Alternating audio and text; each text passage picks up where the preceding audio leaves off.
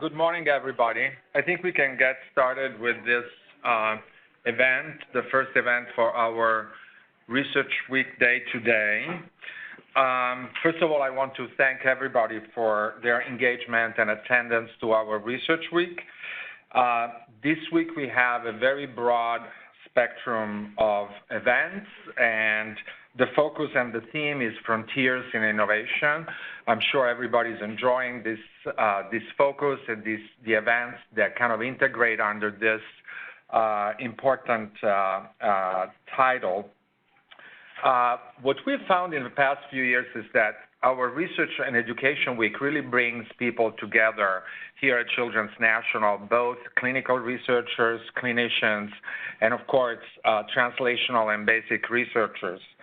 And it's also an opportunity not only to build collaborations, but also to really recognize leadership and in a variety of research areas. So today we have also a very exciting event, and we are recognizing leadership in research.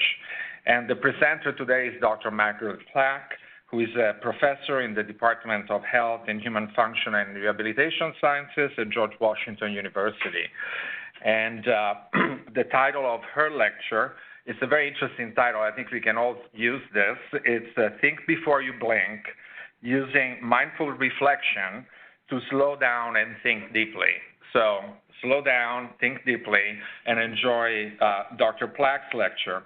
Before I let Dr. Ottolini to introduce our speaker, I wanted to just give a couple of announcements for today.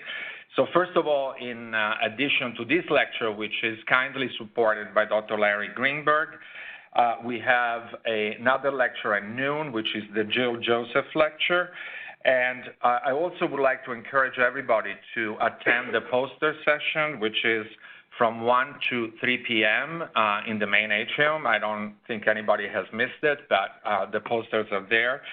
And they will be on display for the rest of the day. The poster presenters will be there between 1 and 3 o'clock. So if you have the opportunity, please attend the poster session, because it's very important for our presenters to have inputs and opportunities for discussion. There is also a brochure there at on the counter by the exit, by the entrance, with all the entire calendar for Research Week. And so I'm just going to stop here and let Dr. Ottolini to introduce Dr. Plack.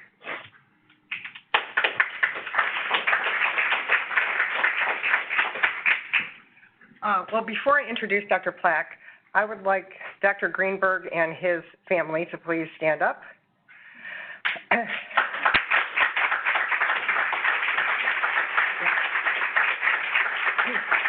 And to remain standing for a couple minutes. I just want everyone to have a chance to recognize for whom this special lecture is named every year, Dr. Larry Greenberg, and to honor him for his over 40 years of service as a faculty member here at Children's National.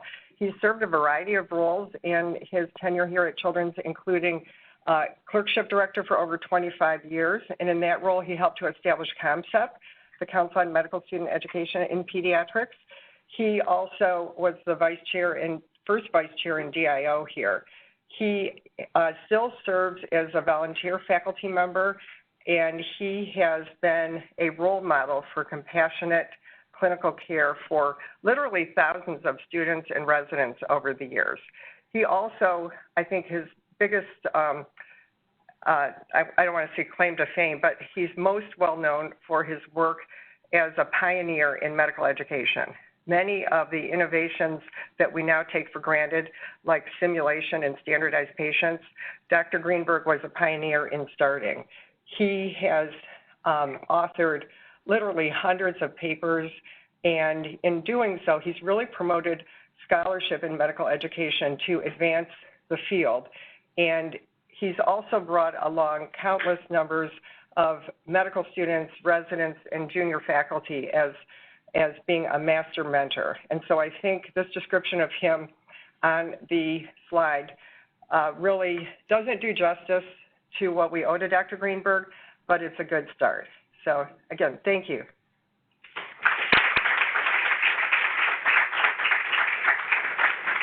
And now it's my pleasure to introduce Dr. Margaret Plack. Dr. Plack is it's my pleasure for a number of reasons, and not the least of which Dr. Plack is a nationally known speaker and educator, but also because with our new education strategic plan, we're really trying to promote interprofessional learning and education. And to that end, just like anyone who is not a physician, who is a healthcare provider, so please stand.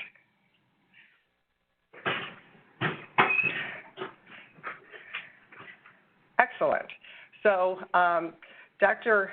Plack is, as Dr. Gallo mentioned, a tenured professor at GW and holds doctorate degrees both in physical therapy as well as in education.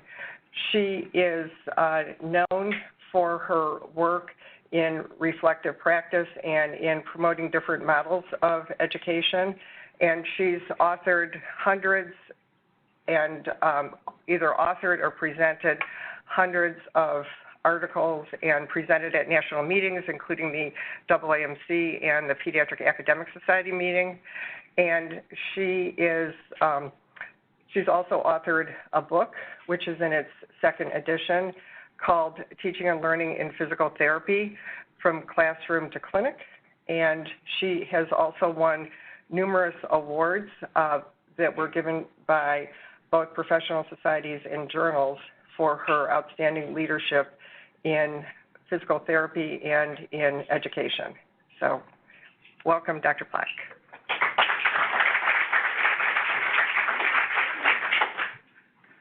Thank you, Mary. So I have to first start with Larry. I was trying to rack my brains about when I first met Larry, and I cannot remember. I came to GW in 2004, and within 1 year, I'm thinking when I first got there, I must have gone to one of his educational presentations. And of course, you know, once you go to Larry's presentation, you're hooked. You know a good educator when you see a good educator. That's Larry. So then I thought, well, within that first year, we wrote an article together, and that was this one. And it was the Reflective Practitioner Reaching for Excellence in Practice. And it was published at that point in Academic Pediatrics, which is now Academic Pediatrics.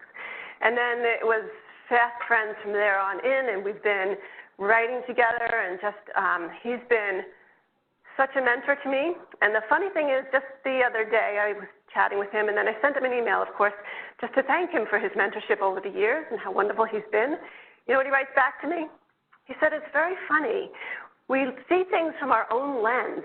And he said, from his lens, I educated him.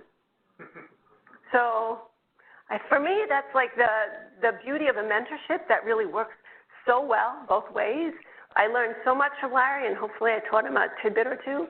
And so truly mentor, colleague, friend, and ultimate educator. And hold that piece about lens for just 1 minute.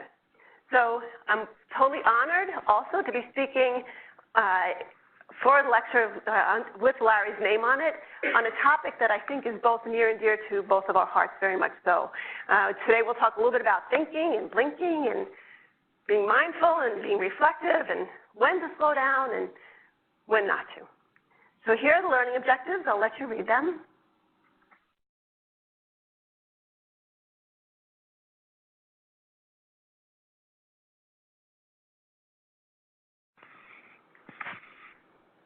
Before we start, I want to see a little bit about who's in the audience. So thumbs up if you are an attending. Okay, student. Nice, you go. Residents. Awesome, look at that, students here, residents there, attendings here. Okay, fellows? No fellows, okay. Other healthcare providers, PTs, OTs. Administrators. Who am I missing? Oh, I said that was there. Nurses, nurse practitioners. Let me see. Awesome. Who else am I missing? Great. So we've got a really nice mix, which is great. Let me ask you one other thing. Thumbs up if you think you think. Excellent. All right. That's good. Thumbs up if you think you reflect. Maybe not so many. Okay, on a scale of 1 to 5, how confident are you that you know the difference? 1 being not so sure, 5 being totally confident I know the difference. 3, 5. Oh, got a couple of 5, 4, 5, 4. Okay, excellent. All right, so hopefully we'll work together on this one today. What do you see? Shout it out. Young girl. Young girl. Old man. Old woman. You see them all?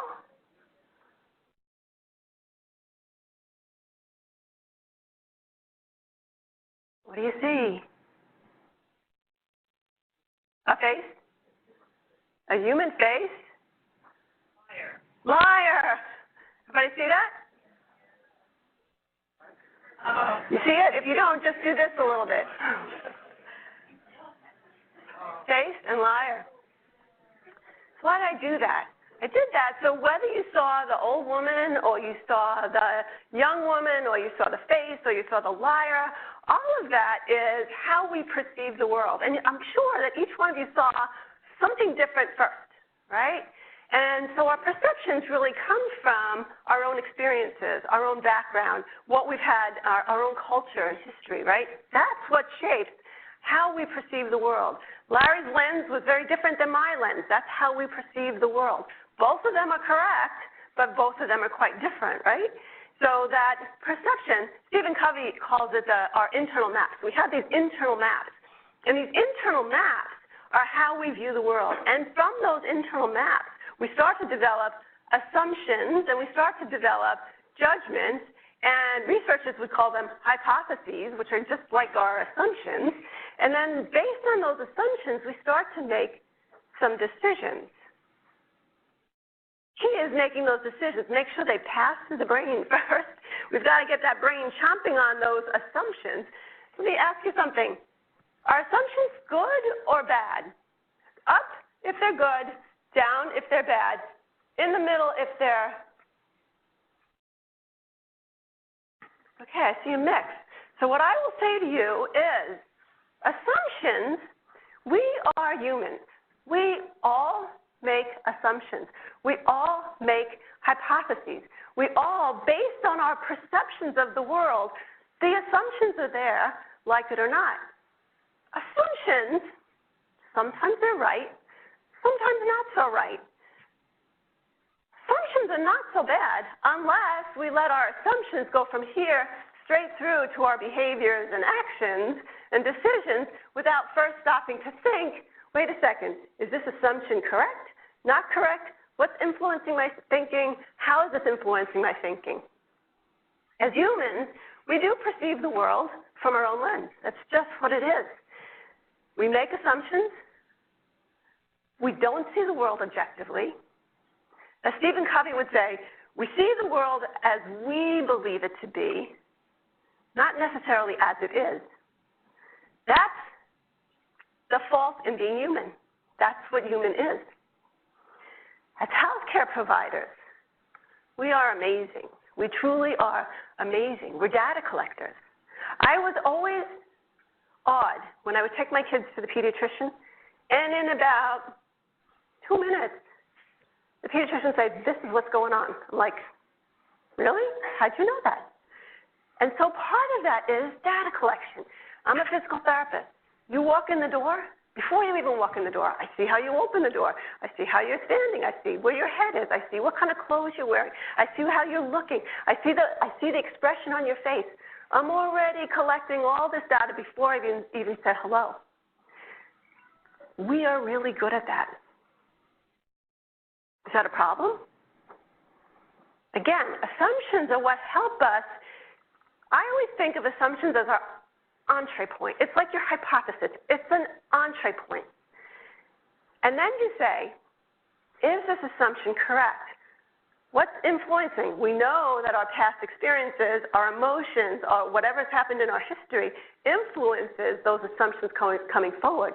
So we always have to pause and say, is this an accurate assumption before we move forward? Let me ask you, shout it out, how do physicians think? How do experts in medicine think? What do you use to make decisions?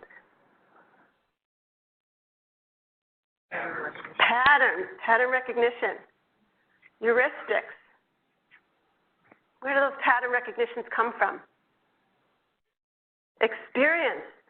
So, experience is what shapes our heuristics, our algorithms, our patterns. I just told you, experience is shaped by what? Our own personal experiences. So while there may be some data, we also have lots of personal experiences that influence those heuristics and those algorithms and those patterns, which make them inherently biased in certain ways. So, again, I ask you, are heuristics thumbs up or down or in the middle? Heuristics, patterns, algorithms, good, bad? All right, again, I see a little bit of a mix. In my mind, once again, they're good. Why are they good? They help shape your thinking quickly and very efficiently. Large part of the time, those heuristics are accurate. Really good, really good. I think of your assumptions and your judgments are your cognition, what you're thinking. But if you once again, if you use these algorithms without letting them pass through the, is my pattern accurate? Did I pick up all the data I needed to pick up? Is there something missing in my thinking? That's your metacognition, that's your reflection. If you don't allow it to pass through there, and those heuristics go right to your decisions, that's when errors can happen, right? And literature suggests that of the medical errors that happen, and they happen, of the medical errors that happen, most of them are not because you don't have the knowledge or we don't have the knowledge. It's not because we don't have the skills. It's mostly because of our clinical reasoning and our thinking processes. So it's that piece. For me, it's this piece right here that we need to really sharpen. And there was a recent article in Academic Medicine in February all about critical thinking. And it's all about this piece right here, this reflection, this metacognition that really needs to be sharpened to minimize or decrease some of that medical error. And I say, just how many of you think like this during the day? You look at this and you say, yes, that's me. That's exactly my day. I have several nurses talking to me. I have residents talking to me. I have parents talking to me. I have children talking to me. I have my head running in a million different directions. And plaque up there is asking me to reflect. Hold that thought. So here, when we talk about pattern recognition, think about all these things pulling at you all day long, and you've got to quickly find a pattern, commit to that pattern, and go. I want to show you something about human attention. Think about humans and their ability to be aware and attend. So watch this very closely.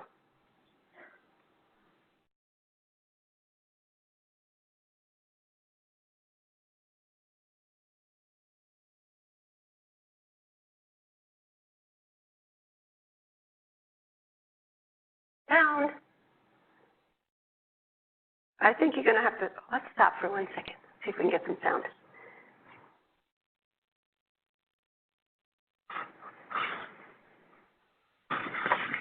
Technology, it always kills my punchline. So yours is clean. Are we good? No. Okay.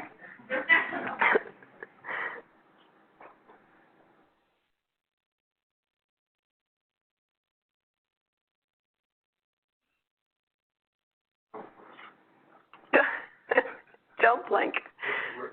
This is what you should be thinking, right? Just. I learned to tap in. You might guess, Larry. When the movie's over. I'm happy to watch you tap dance. Yeah. It will work.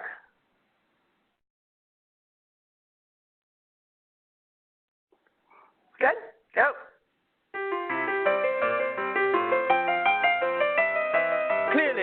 somebody in this room murdered Lord Smythe, who, at precisely 3:34 this afternoon, was brutally bludgeoned to death with a blunt instrument. I want each of you to tell me your whereabouts at precisely the time that this dastardly deed took place. I was polishing the brass in the master bedroom. I was buttering his lordship's scones below stairs, sir. Why, I was planting my petunias in the potting shed. Constable, arrest Lady Smythe. But how did you know? Madam, as any horticulturist will tell you, one does not plant petunias until May is out. Take her away. That's right, madam. It's just a matter of observation. The real question is, how observant were you? So how many of you saw the 21 changes? Raise your hand if you saw 21. Action. Clearly, somebody in this room murdered Lord Smythe, who, at precisely 3:34 this afternoon, was brutally bludgeoned to death with a blunt instrument. I want each of you to tell me your whereabouts at precisely the time that this dastardly deed took place. I was polishing the brass in the master bedroom. I was buttering his lordship's scones below stairs, sir. Why, I was planting my petunias in the potting shed. Constable, arrest Lady Smythe. So, that's just an example of all the stuff that goes on around us. Imagine you put yourself in the middle, and all this stuff is going on around you, and you are trying to make your way through this and attend to all of it. It's almost impossible to attend to all of it. But now that I've really gotten you warmed up, I'm going to give you another one, all right? So you should be much sharper on this one. You ready? No. Let's try it. In my line of work, being observant is essential. But how observant are you? See if you can spot anything fishy going on here. Hello. Hello, mate. How you doing? You all right? All right, you? Yeah, not bad, not bad. Got a really good joke for you. Ready? Man goes to see a personal trainer who specialises in stretching. Yep. The trainer asks him, how flexible are you? Okay. Man says, I can't do Wednesdays. Like it? That's rubbish. I've got one for you. Go on then, give it a go. Okay, 2 drums and a cymbal fall off a cliff. Oh, yeah. Ba-dum. And that's a better one. Yeah, that's a great joke. Might want to try again. All right, okay. How about this one? 2 fish in a tank. Yeah. One says to the other, do you know how to drive this thing? Oh, that's awful. I'm going. Bye. Well, how did you do? Here's what you should have noticed. Okay, wait for it, because my favorite If you think line- it's hard to spot something you're looking for, just imagine how easily you could miss something you're not. So, for me, that was the best line ever. It's really hard to spot something when you're looking for it. But how hard is it when you're not even looking, right? And so again, I think of all the polls that we have, and these are all of our patients in the waiting room, and these are all the things going on, or even bedside with the nurses, you forget it. The nurses have millions of things coming and pulling at them, am I right? Absolutely. So, then I say, how many of you are familiar with Kahneman's work on thinking fast and thinking slow? System 1, System 2? Okay, so there's 2 different systems, and of course there's lots of controversy in the literature. 2 different systems. One is thinking fast, which is the intuitive. It's the heuristics that we use. It's the patterns. It's that gut feeling like this is what it is. I know what it is, and it happens very quickly, right? System 2 is much more deliberate. Let me hang back. Let me think about it. It's much more conscious. System 1 is fairly effortless. Boom, especially when you're an expert, boom, got the answer. System 2 is much more effortful. The literature, there's a little bit of controversy. Actually, there's tons of literature out there right now looking at how to kind of really tease the 2 of them out. There's even question about whether they're completely 2 different systems or whether there's this continuum, possibly a 3rd system. And then there's a question about how do you move from this effortless, as Kahneman says, we as humans just are inherently lazy. So if we can be effortless, we will. But when do we have to move over here? And so that's part of the challenge that we have. The good news is, with that intuitive thinking, really, truly, most of the time it's right. most of the time you're spot on. As experts, we use our intuition. It's good. The problem is, it is very much prone to cognitive bias, to premature closure. Like what happens is, if you are one of those, if you go and you see a pattern, you say, oh, this is the diagnosis, this is what I think it is, boom, this is it. You get anchored, you get hooked on it. And once you get hooked on it, it's really hard for, even if somebody presents you with disconfirming data, it's really hard to pull back and say, well, maybe I wasn't right. There's this whole thing, Mahmoud in 2017 talked about this sense of rightness. I'm right. Even though you're given data that suggests maybe you're wrong, once you make that system one gut reaction, it's really hard to pull back and think through it. So let me ask you for 1 minute, talk to a neighbor or even think by yourself. And I want you to think about a time that you recognize, like, wait, maybe that pattern's not right. Maybe I have to think about this a little bit more. And so I want you to think about that for a second, and I want you to mostly think about what made you, in the moment, go, wait, let me stop and think. See if you can come up with that trigger or something that made you stop and think. Take a second or two.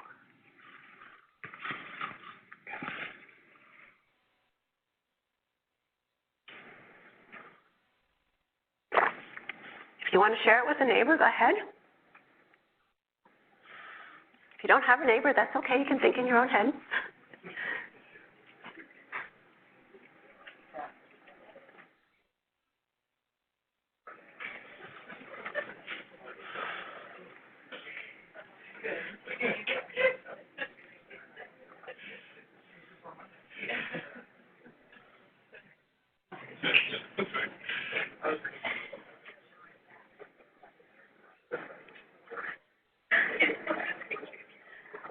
All right, so does anyone want to share just an example of two, maybe what made you stop and think?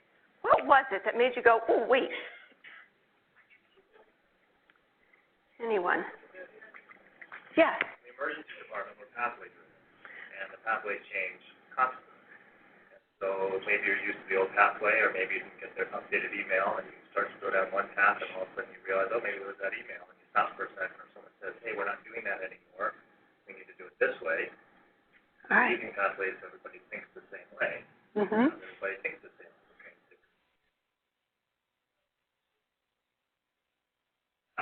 Right. But we all were trying to make sure everybody does it the same way. So that's actually a really great example of we're trying to get standardized because we're using the evidence and we're trying to put all the right steps in place. But everybody has their own experience. Everybody comes at it from a different way. So, yes, I'm going to follow because the evidence tells me to follow, but you hit a point where your experience says, wait, I can't follow that. Something is not right. Yeah, that's a good example. Anybody else have an example? Yes? A nurse presenting disconfirming evidence. Yeah. Or a result from a resident tells me a piece of history from the notes that's like, that doesn't fit. So you got new data, you got disconfirming data, and you stopped? Good on you. Excellent, because that's sometimes the hardest thing. That goes back to this piece, which is the sense of rightness. Even though sometimes faced with this disconfirming data, we're like, no, I'm pretty sure this is right.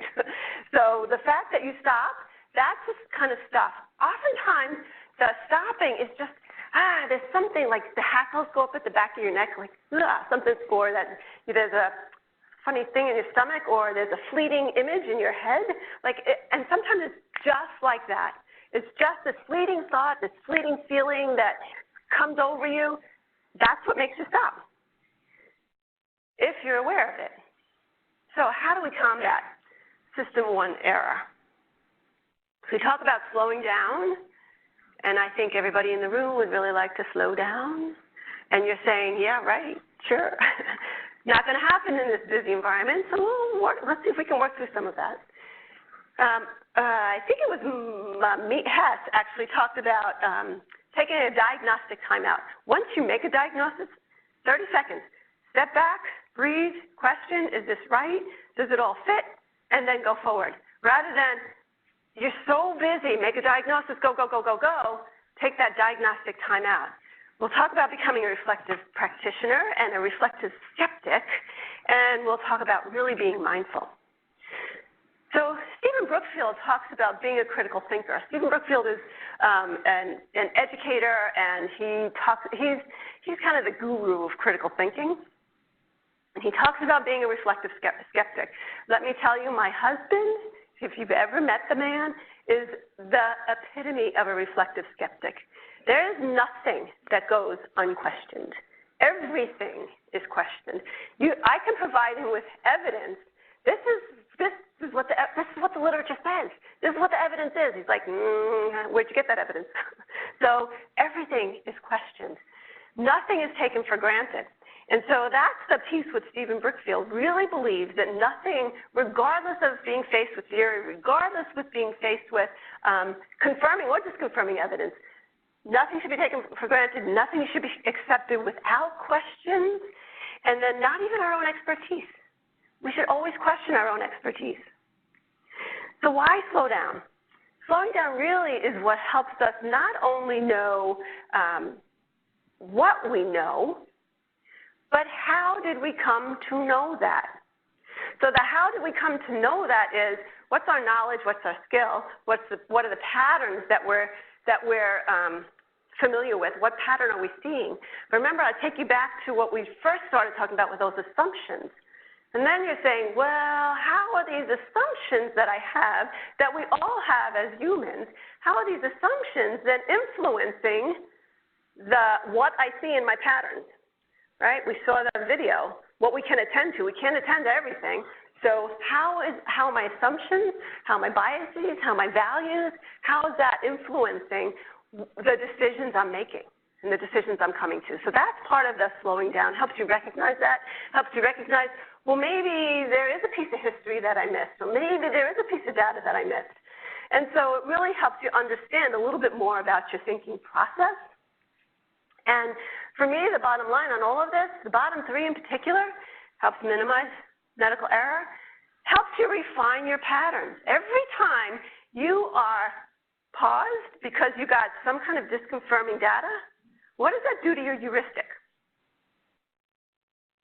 Next time you're faced with a patient, that disconfirming data, I bet you're looking for that disconfirming data, right? So every time you're faced with something like that and you stop and learn from it, or pause even a minute to recognize that you got that, it helps refine your pattern recognition, and it helps refine your decision making. So I asked you early on how many of you reflect, and I got some of this, I got some of this. So let me ask you, hands up, hands down again. Respond to this question or statement. Reflection is a bit of fluff.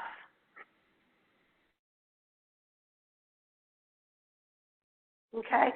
Reflection is a hype, all hype. Oh, I love you guys. Reflection is important. All right, good. Reflection is something that comes natural. Yeah. Reflection can be taught. Reflection, to be a reflective practitioner, requires lots of practice. Oh yeah, good. All right, so lots and lots of definitions out there about reflection and what it means. So sometimes when, especially the students in the back, reflection, I didn't see your hands do anything. I will tell you why. No, because oftentimes, particularly in undergrad, what happens is people use reflection and they want to know, tell me about your feelings.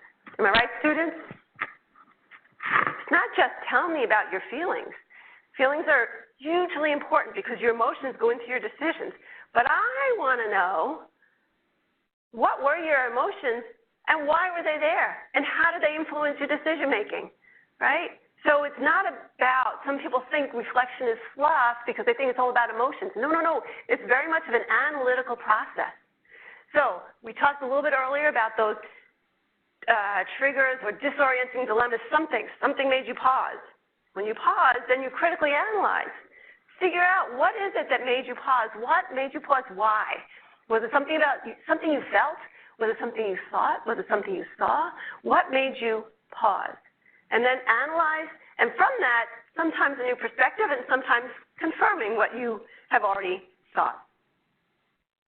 So that whole analytical process is really a self-monitoring process. And for me, it's really beginning to look at problems and situations from multiple perspectives, yours, the patients, the families, yada, yada, yada, which you all do. But it's really questioning your habitual thought. Sometimes we are so busy. Habits. How many of you have habits? Good ones, bad ones, right? Hard to break. The bad ones are really hard to break. And sometimes with those patterns, you see it quickly, boom, done. So trying to break that habit of saying, well, let me at least question it. Let me at least pause to question, right? And for me, that's what allows for individualized patient care. Because we can treat patients by patterns, but a pattern doesn't make a patient, right? So it's really stopping to say, okay, I got this pattern, but what else about this patient am I really missing that should influence the outcomes of my plan of care or where I'm going? So back in the early 2000s, Higgs and Jones, I actually think she was from nursing. These folks were from nursing, and they talked a lot about clinical reasoning. And they differentiated clinical reasoning into three components. So one is the knowledge. Do we have the knowledge? Have to have the knowledge to draw on. Two is, do we have the cognition? That is the ability to think. So here's the difference. And the third one is that metacognition. Monitoring how we're thinking, monitoring what's influencing our thinking, monitoring what's going into that decision making. So it's not just the decisions we make. So the cognition is the decision we make. The metacognition is, how did we get there? So the decision, while the outcome is most important, really the learning comes from how did we get there? And was it a proper or not so proper process? So one way to get there, to use literature also suggests, one, that reflective practice does absolutely decrease medical errors. Mummy did a systems review in 2017 that showed that. And two, it's helpful to have like a checklist. So when people say reflect, what does that mean to you? Like sit there and just like mull it over? And I think that's what happens. People like, especially if you're not used to being a reflective practitioner, you sit there like, yeah, I think I got it right. Or you kind of like cogitate. Well, using frameworks can really help you develop a systematic way to reflect, question, analyze.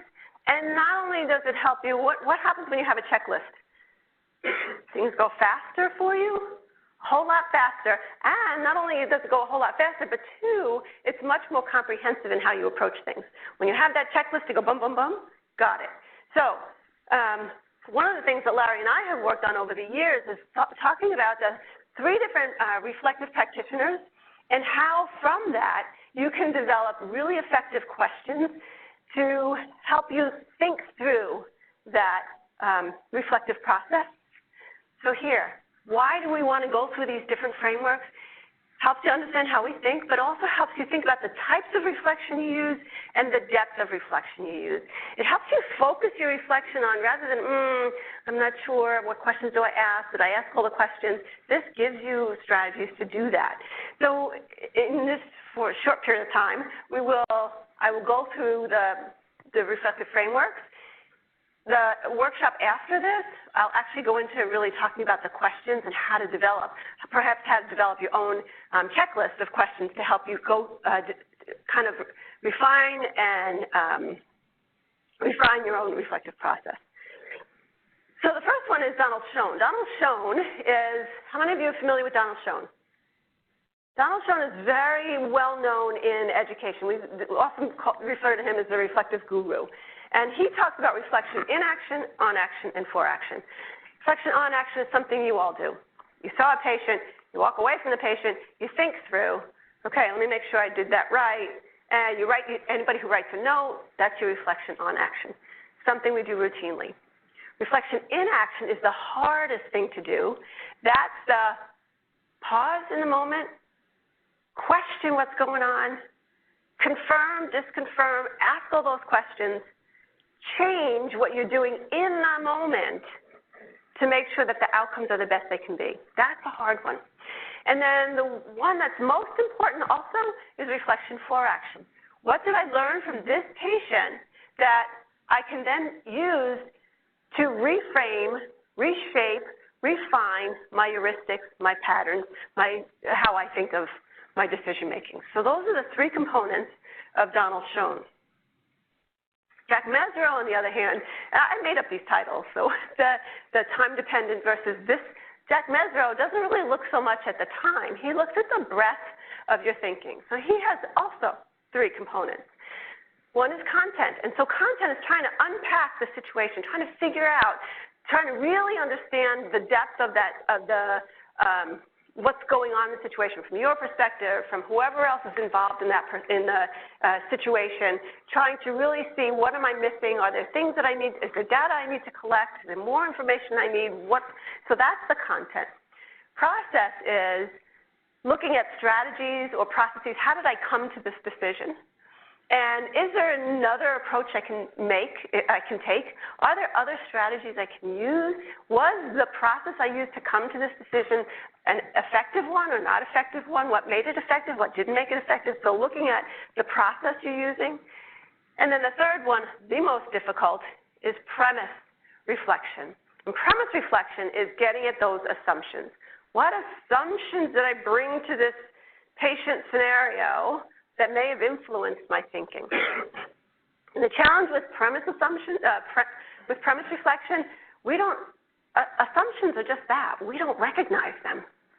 So pausing to ask yourself questions about potential assumptions and potential biases is an important piece of what Jack Mesereau, I think, brings to the table. And then the third one, Benjamin Bloom. How many of you know Bloom's taxonomy? Yeah, Bloom's taxonomy has been around mostly in education. Use it to write. Anyone who's written a learning objective knows Bloom's taxonomy. Students who've seen a syllabus knows Bloom's taxonomy. So when Larry and I looked at this, we talked about knowledge comprehension, application, synthesis, and we talked about level one is your knowledge.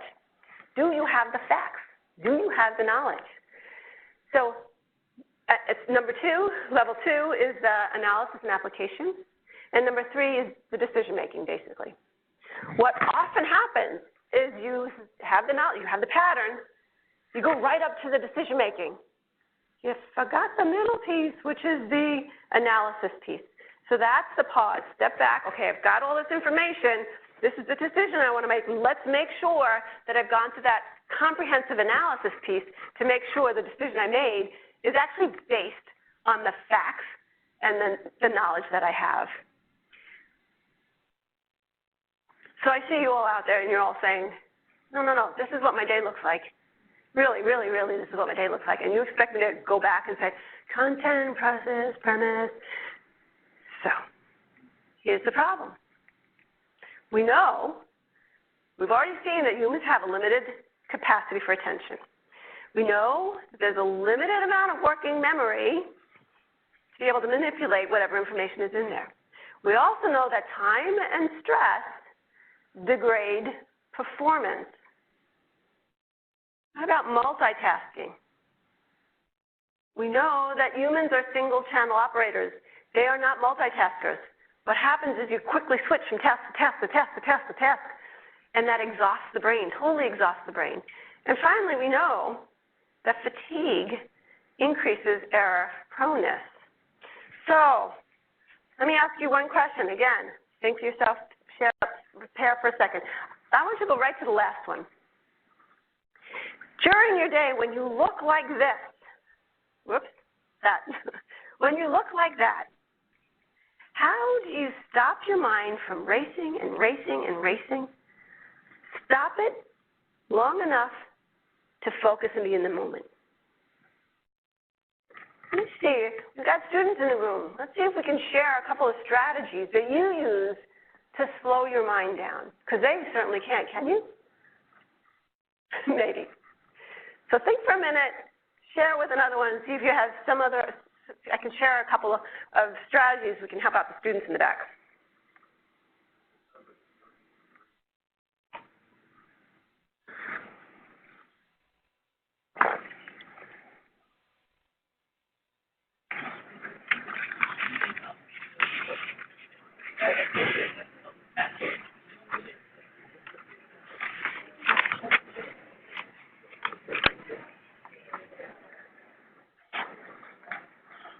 let's hear. Who's got an idea? Who has a strategy for me?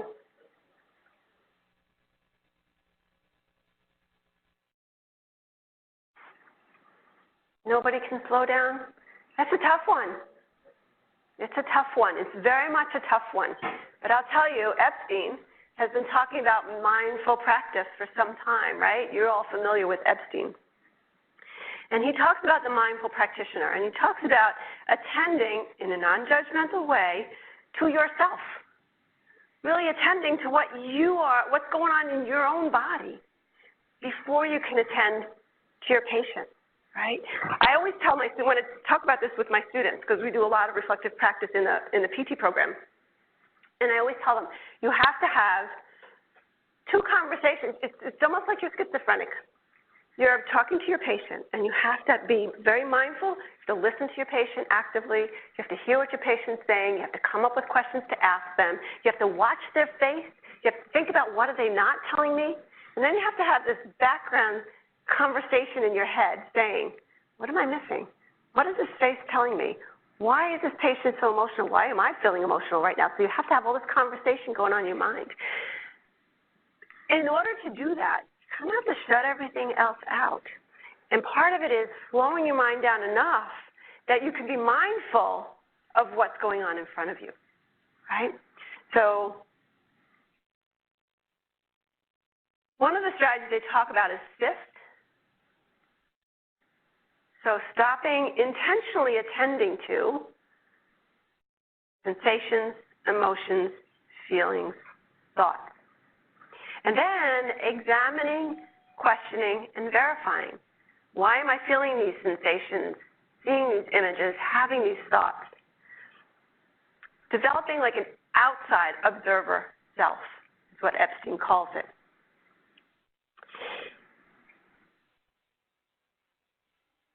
So it's quiet the mind, shift, observe the self, become a reflective skeptic, so ask those questions, and verify. And I see you all saying once again, yeah, right. In my busy day, I saw that nobody was able to come up with an example of how to slow down. So I'm going to take an example from the motor learning literature in physical therapy. So imagine you send me your grandmother to be treated because she fractured her hip, and you want me to teach her how to walk with a walker. That would be a little scary because I'm a pediatric physical therapist, but let's play along. So I teach your grandmother, walker, step, walker, step, walker, step, walker, step. Great, she's got it, go. She ready? Do I want her? No, I forgot to tell you, your grandmother's from New York City. Pretty busy up there. Walker, step. Woo! Somebody went by. Walker, step. Woo! Somebody went by. Part of what has to happen is this. Walker, step, has to become so automatic that now when you're walking next to her and talking to her, she can talk to you. Or that when she's walking and all of a sudden looks up and says, oh, the street light's changing, I got to walk faster. This part of it, the walking part of it, has to be so automatic that she can attend to her environment. I kind of see reflective practice the same way. So initially, it's hard. It's effortful to really think of the questions, to go through those three different frameworks and think about, how am I going to do this? What questions do I need to ask? How can I ask those questions? It's very much lots of thinking, explicitly doing it, lots of trial and error, lots of error. But practice, practice, practice, practice is what gets you to this piece, which is that automatic conversation going on in the back of your head. So the walker, step, there's now this conversation in the back of your head, and now you can really attend to what's happening with your patient, what's going on with the attendings, the students, the nurses, and everyone else, right? So the key is to really work on practicing that reflective piece so it becomes almost automatic. That's the only way to really become effective at having that conversation in your head, so that when you try and go from system one, it's not just a System 1 thinking happens, and then System 2 thinking happens. In my mind, they're almost simultaneous. So you get this pattern, you get this gut reaction, and you have this little thing in the back of your head saying, really? You sure? Are you accurate? So, and asking those questions, right? So that's the only way in your busy lives that you can get to become that really good reflective practitioner that uses both System 1 and System 2 to make those effective decisions. So what about our learners? How do we do that? So 10 things that I came up with, and I call it a habit of mind. This has to become a habit. A habit is so much easier. Good habits are really easy and hard to break. So if you have that reflective piece, that's a habit. So focus on students' abilities to really attend, to notice, to be curious. You have all worked with 2-year-olds. How many 2-year-olds have asked you questions that just totally stumped you? Those naive questions, that's what we should be encouraging in our students, those naive questions. Encourage that curiosity. Teach them to shift, to sift. So when do they sift? You know what? When you're washing your hands, stop everything, take 3 breaths, clear your mind, and when you go into, so you're doing something else, you're washing your hands, that should be pretty much effortless. Clear your mind, you go in, you see the patient, pause, and you say, I'm going to write something down. You don't have to write anything down. 3 breaths, clear your mind, let that reflective practice happen, and keep going. Then the other thing for the educators in the room, share with your students. Share stories of how you can quiet your mind and tune in. Share with them how your crazy day, you managed to quiet the mind enough that you really can attend to your patients, because you do, right? But we as experts, it's so ingrained in us, it's so implicit. We're all the way up at that autonomous piece of learning. We have to pull all the way back and help our learners understand how that happens. How does that develop, right? So model it, model mindful practice, model reflection. I was going to ask you to commit to one thing. I will ask you. Give me 10 seconds. Commit to one thing that you're going to do to quiet your mind today during your chaotic day. One thing.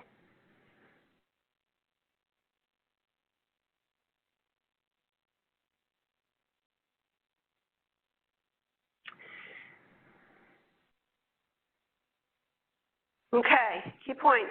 Medicine, like physical therapy, requires a habit of hands, a habit of heart, and a habit of mind. To be a reflective practitioner, I encourage you to really use the frameworks, to really make sure that you're using the breadth and depth of reflective practice that's available to you. To be a mindful practitioner, turn off that autopilot. Sift, quiet your mind, 30 seconds, 3 breaths, that's all it takes. And then to become an autonomous, reflective, mindful practice takes a lot of practice. Practitioner takes a lot of practice. All right? Practice mindfulness to optimize your awareness and attention. We can't attend to everything. Examine your heuristics. Don't take them for granted. Be a skeptic. Monitor and question what you're thinking and how you're thinking and why you came to that thinking. Be open to changing decisions, which is so hard once you've made a decision. Blink, for sure, because sometimes blink is effective, but make sure you've got that conversation going on in the back of your head so that when you need to slow down, you're going to listen to your senses and say, okay, now I need to stop, and develop that habit of mind. So, questions, comments, ahas, yeah, buts.